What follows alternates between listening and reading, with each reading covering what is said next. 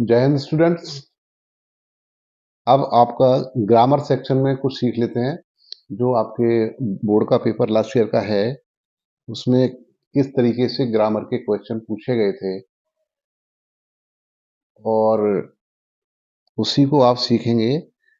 और इसका अभ्यास आपको और हो जाएगा, प्रैक्टिस हो जाएगी, और जिसके साथ साथ आपका एग्जाम की तैयारी बहुत अच्छे से हो जाएगी। तो सबसे पहले हम इसको अटेम्प्ट करेंगे, ग्रामर वाले पोर्शन को। यहाँ लिखेंगे ग्रामर। एग्जाम में जो लिखना है वो आपकी आंसर बुक में इस तरह से आप लिखेंगे।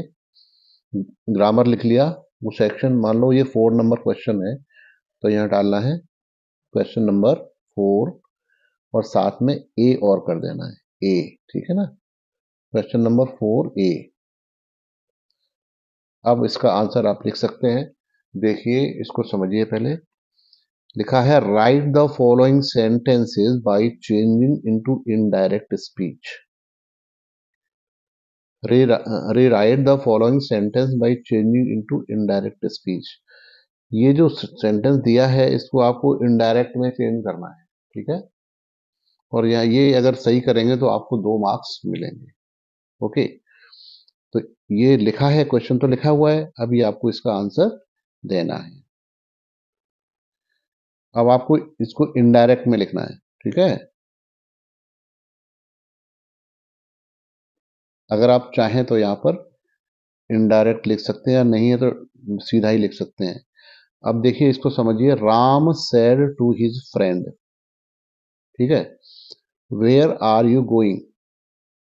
तो ये जो रिपोर्टेड स्पीच होता है इन्वर्टेड कॉमा के अंदर, इन्वर्टेड कॉमा है, देख रहे हो, ये दोनों के बीच में जो वर्ड्स लिखे हैं, सेंटेंस लिखा है, इसको बोलते हैं रिपोर्टेड स्पीच। क्या बोलते हैं? Reported speech.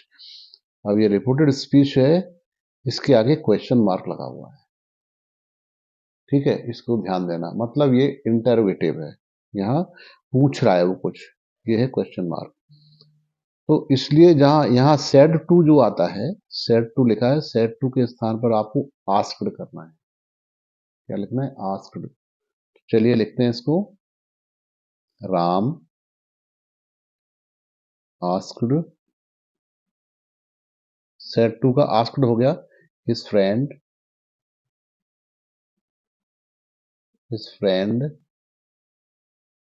That, inverted comma हट जाएगा, और सिंगल कॉमा है ये भी हट जाएगा। ठीक है, दैट वेयर आर।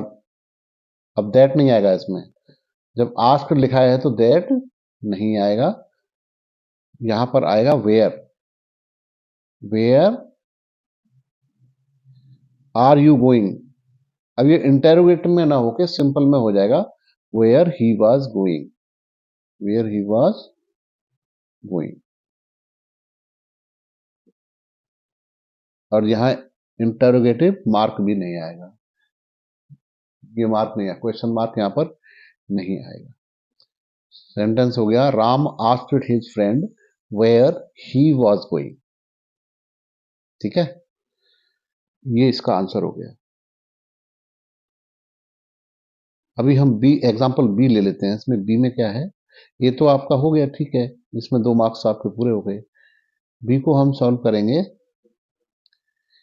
इसमें क्या पूछा है इन्होंने? Change the following into passive voice. नीचे दिए गए सेंटेंस को पैसिव वॉइस में चेंज करना है। समझ लीजिए अब इसको ढंग से, है ना। एग्जाम में लिखेंगे तो पेपर को समझ के रीड करके, क्योंकि आपको बहुत टाइम मिलता है, आप बड़े आराम से रिप्लाई दे सकते हो। Change the following into passive voice. निम्नलिखित को पैसिव वॉइस में लिखना है। He did not help me. तो अब इसमें जो सब्जेक्ट है, ये वर्ब है, ये ऑब्जेक्ट है, तो ऑब्जेक्ट सब्जेक्ट के स्थान पर आ जाता है। और मी की जो मी है ये ऑब्जेक्टिव केस में है यहाँ पर, है ना, तो यहाँ ये नॉमिनेटिव केस में आ जाएगा मी, और मी का यहाँ आई हो जाएगा। ठीक है, तो आप ऐसे लिख सकते हो,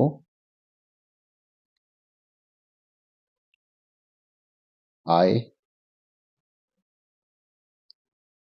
वॉज क्यों लिखा है, क्योंकि ये पास्ट टेंस है, डिड आएगा, इसलिए आई वॉज नॉट, हेल्प का वर्ब का थर्ड फॉर्म हेल्प्ड हो जाएगा, helped, I was not helped by him, I was not helped by him. इस तरीके से ये हो गया आपका क्वेश्चन। तो आपका 2 मार्क्स का ये भी आपका कंप्लीट हो गया, 2 मार्क्स ये हो गए, 2 मार्क्स ये हो गए, ये भी सही हो गए आपके। अब आगे सी में आ रहा पंक्चुएट द फॉलोइंग क्वेश्चन।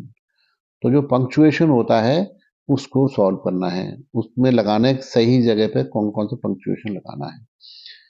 अब आप ये सेंटेंस जब देख रहे हो, the teacher said to the students, said to, ये कहाँ आते हैं, ये डायरेक्ट इनडायरेक्ट वाले जो सेंटेंस आपने देखोगे, जो उसमें डायरेक्ट सेंटेंसेस है वो है। तो डायरेक्ट सेंटेंस का लिखने का तरीका आपने देखा है, आपने अटेम्प्ट भी किए हैं, उसी तरीके से ये होगा। अब बिकॉज ये फर्स्ट लेटर है, द में टी जो है स्मॉल है, जबकि रूल है कि सेंटेंस का कोई भी फर्स्ट लेटर है, पहला अक्षर है, वो कैपिटल होगा। तो सबसे पहले तो ये कमी है, इसको ठीक कर देते हैं। सी लिख के आंसर सी लिखेंगे यहाँ पर, और यहाँ लिख देंगे टी, टी बड़ा हो गया, टी कैपिटल हो गया। The teacher sad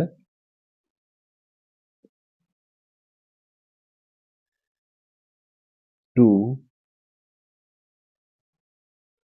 the students, the teacher said to the students. इसके बाद क्या आता है, कॉमा आता है ना।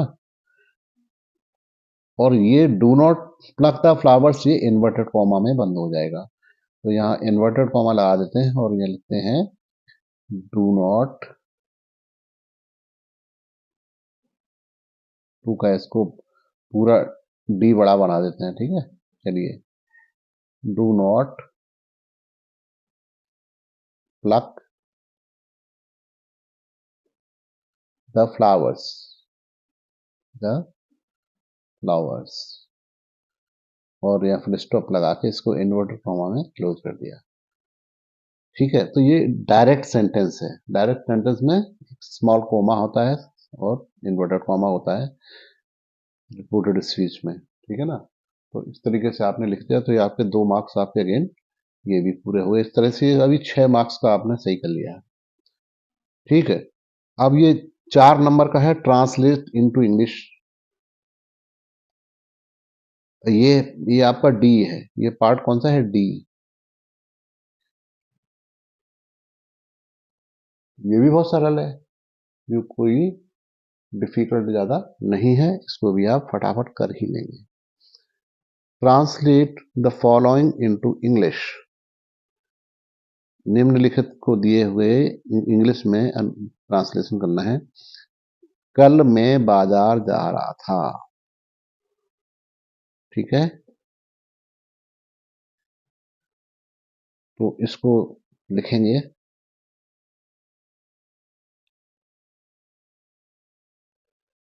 यस्टरडे, यस्टरडे होता है कल का, यस्टरडे। अब सब्जेक्ट क्या है, मैं, तो आई, यस्टरडे आई वॉज, जा रहा था, I was going to the market, yesterday I was going to the market. हो गया।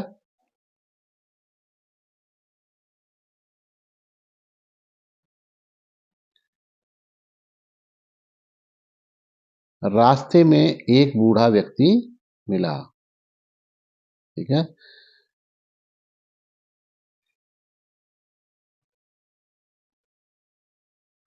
अब यहां पर सब्जेक्ट क्या है? एक बूढ़ा व्यक्ति। तो इसका होगा, एक बूढ़ा व्यक्ति का क्या होगा? N old man. N old man, बूढ़ा व्यक्ति मिला। मेट, मीट, मीट की सेकंड फॉर्म होती है मेट। मेट माने मिला। मेट मी, रास्ते में, on the way, on the way.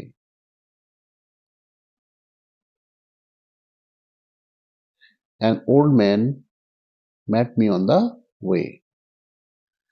वह धीरे धीरे चल रहा था। धीरे धीरे, तो धीरे धीरे दो बार लिखा हुआ ना, तो इसका स्लोली स्लोली नहीं होगा, इसका स्लोली ही होगा, या वेरी स्लोली हो सकता है। ही, वह आ गया तो यहां ही आएगा। He was walking, he was moving, ठीक है, या he was walking, he was walking slowly. He was walking slowly, धीरे धीरे। स्लोली मतलब धीरे धीरे। He was walking slowly. उसे देखकर मुझे दया आ गई। उसे देखकर, ठीक है,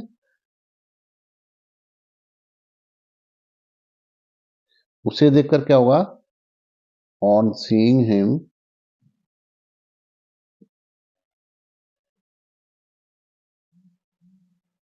उसे देखकर, ठीक है।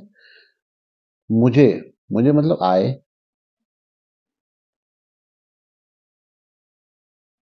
Felt, felt pity. On seeing him I felt pity, मुझे दया आ गई, या मुझे दया महसूस हुई। एंड,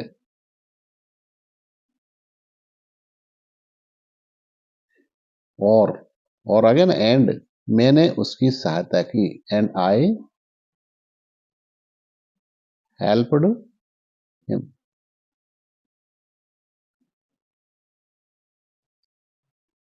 इस तरीके से ये आपका ट्रांसलेट इनटू इंग्लिश पूरा सही हो गया। अब ये आपने बिल्कुल सही कर लिया है, तो 4 मार्क्स आपके इसमें और ऐड हो गए। तो ये आपका ग्रामर का फोर्थ क्वेश्चन जो है, ये आपका 10 नंबर दिलवा रहा है। 10 नंबर ये आपके ऐड हो गए। ये 4 मार्क्स का है, ट्रांसलेशन इनटू इंग्लिश।